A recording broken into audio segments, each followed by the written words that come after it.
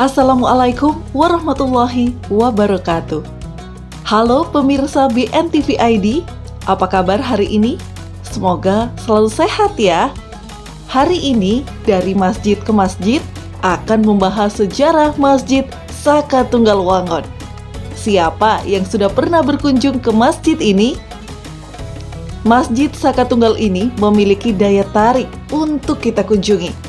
Dengan beberapa keunikan, baik dari bangunan dan tradisinya, masjid ini bisa dijadikan salah satu referensi kalian untuk wisata religi.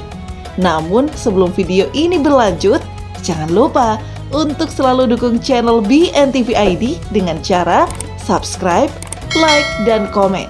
Dan jangan lupa juga untuk aktifkan loncengnya ya, agar kalian tidak ketinggalan video menarik dari kami. Masjid Saka Tunggal terletak di Desa Cikakak Wangon, Kabupaten Banyumas, Jawa Tengah. Konon masjid ini telah berdiri ratusan tahun yang lalu yang dibangun oleh Kiai Toleh atau Mbah Mustoleh. Dalam kisahnya, pada saat itu masyarakat Cikakak Wangon masih jauh dari ajaran agama dan perbuatannya sangat menyimpang. Diperkirakan tahun pendirian masjid ini sekitar tahun 1288 Hijriah atau sekitar 1552 tahun Masehi. Hal ini tertulis di tiang masjid. Meski tidak ada bukti tertulis, namun tahun tersebut diperkirakan adalah tahun pendirian dari masjid tersebut. Hanya ada peninggalan masjid dan cerita turun-temurun dari Masjid Saka Tunggal Wangon ini yang sampai saat ini oleh pemerintah dan masyarakat dijaga kelestariannya.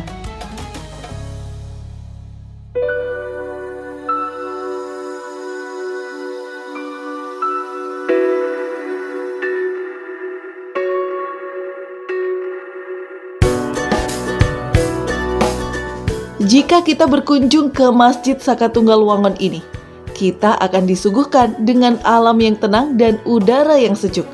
Selain itu, kita akan bertemu dengan banyak kera-kera liar yang bisa hidup berdampingan dengan masyarakat sekitar.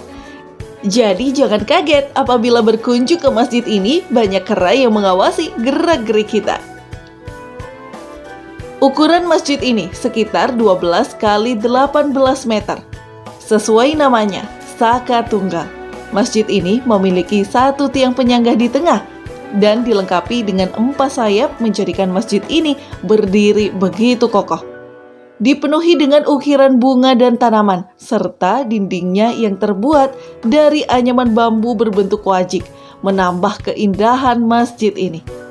Keaslian yang masih terpelihara hingga saat ini adalah ornamen di ruang utama, khususnya di mimbar khotbah dan tempat imam. Ada 2 ukiran di kayu yang bergambar nyala sinar matahari yang mirip lempeng mandala. Gambar ini banyak ditemukan pada bangunan-bangunan kuno era Singosari dan Majapahit. Keunikan lain dari bangunan masjid ini adalah atap dari ijuk kelapa berwarna hitam. Atap seperti ini mengingatkan atap bangunan pura zaman Majapahit atau tempat ibadah umat Hindu di Bali. Tempat wudhu pun juga masih bernuansa zaman awal didirikan meskipun dindingnya sudah diganti dengan tembok. Dibalut dengan suasana Jawa yang begitu kental, tak heran jika banyak jamaah dari luar kota hingga luar Jawa yang ingin berkunjung untuk melakukan ibadah di masjid ini sambil menikmati keindahan dan kearifan lokalnya.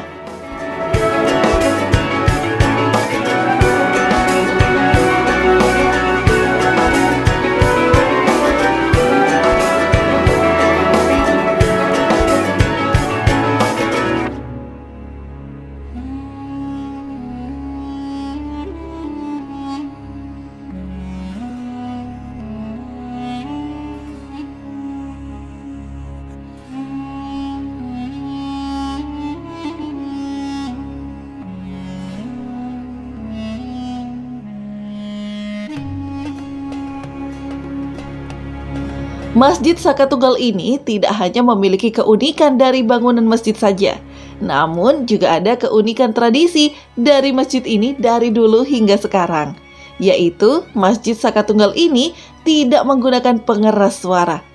Namun tidak perlu khawatir, suara azan dari masjid ini tetap terdengar keras karena muazin yang mengumandangkan azan berjumlah 4 orang sekaligus.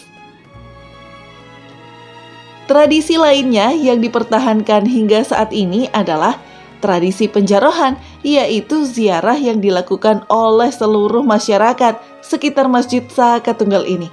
Ritual ini dilakukan setiap tanggal 26 Rajab. Hal ini bertujuan untuk menghormati leluhur dan biasanya dalam ritual ini warga bergotong royong mengganti pagar bambu yang mengelilingi masjid dan makam sekitar masjid.